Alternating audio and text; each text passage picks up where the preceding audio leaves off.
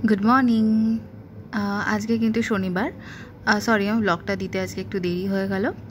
এই যে good morning Rayan. Rayan तो उठलो साथे साथे आमी चाटा निये बसे पड़लाम। सकाल सकाल उठे एकटु चा ना पेले और बेकारिर बिस्किट चाय ना डुबिए खेले कि बा दिन शुरू हलो बोलो। এটা কিন্তু আমার ফেভারিট টাইম। আর এই যে আমরা চা খেলে নাকি একটু দিতে হয়। আচ্ছা আমার বড় বাবা যে গরমকালে হঠাৎ করে ইয়েতি সেজে কেন বসে আছেন এটা নিয়ে ঘাবড়াবেন না। এসিতে থাকবে তো অফিসে, তাই এটা ওভার প্রোটেকশন। তারপরে পড়লো স্নানের দায়িত্ব। আজকে স্নানের দায়িত্বটা দিদির কাঁধে পড়েছে। স্নান করিয়ে ভালো করে রেডি ফেডি করে সাজুগুজু করে দেওয়া হলো।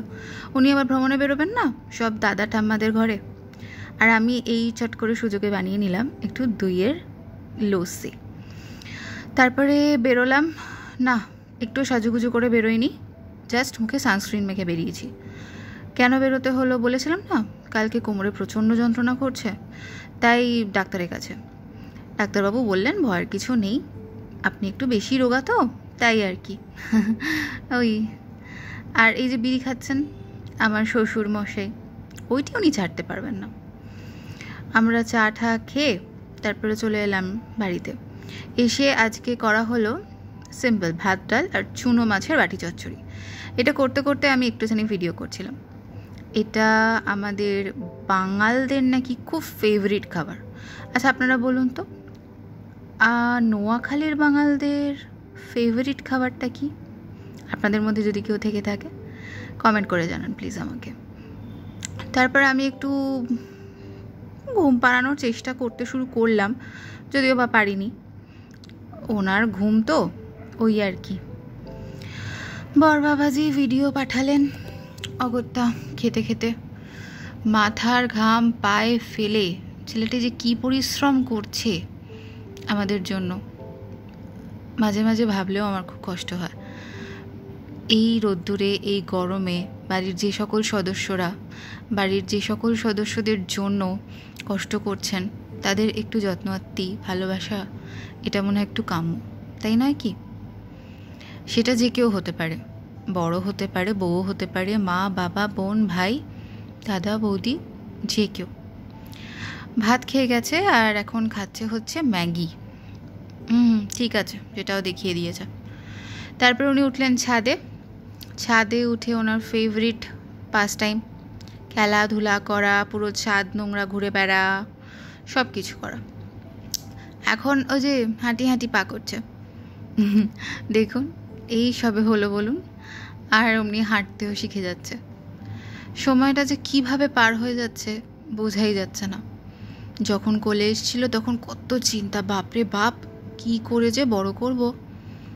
চিন্তা শেষ হতে না হতে উনিই বড় হয়ে গেলেন। বাবা দেখেছেন ওনাকে নিয়ে আমাদের রঙ্গ তামাশাটা। উনি কিন্তু নিজেও ভালোবাসে নিজেকে নিয়ে রঙ্গ তামাশা করতে, এটা মনে হয় মোস্ট ইম্পর্টেন্ট। তারপরে বিকেলবেলা আমি একটু চলে গেলাম হাঁটি হাঁটি করতে। ডাক্তারবাবু বলেছেন হাঁটি হাঁটি পা একটু বেশি করতে হবে। একদম ঘাম ছড়িয়ে হাঁটেছি, বাপরে বাপ একদিনেই আমি পৃথিবী কাত করে দেবো। হাঁটবো আর খিদে পাবে না কখনো হয়, তাই চলে গেলাম। মোমো খাওয়াই যায় বলুন, মোমোটা মনে হয় ফাস্ট ফুডের মধ্যে পড়ে না। ঠিক আছে মোমোটা তো খাচ্ছি, আমি একা না, আমার সাথে আমার বড় বাবাজিও এসছেন খেতে। আমি আবার একা খেলে খুব কষ্ট পায়, ও একা খেলেও আমি কষ্ট পাই সেটা না। মোমো খাওয়াতে তো কোনো অসুবিধা নেই বলুন। আর এই মোমোটা খুব ভালো হয়ও জানেন তো।